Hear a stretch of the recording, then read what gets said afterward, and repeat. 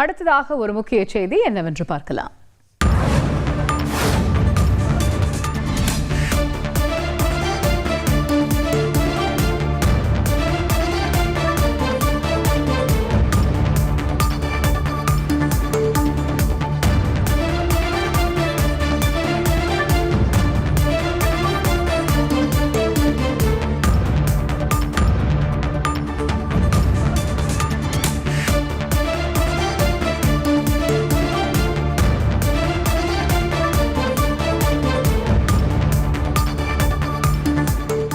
திருநெல்வேலியில் நடந்த கொலை விபரம் தொடர்பாக தமிழக காவல்துறை தரப்பில் விளக்கம் அளிக்கப்பட்டிருக்கிறது. நெல்லை காவல்துறையின் துரித நடவடிக்கையால் கொலை குற்றவாளிகளின் செயல்பாடு கட்டுப்படுத்தப்பட்டிருப்பதாகவும் அந்த விளக்கத்தில் தகவல் வெளியாகி இருக்கிறது.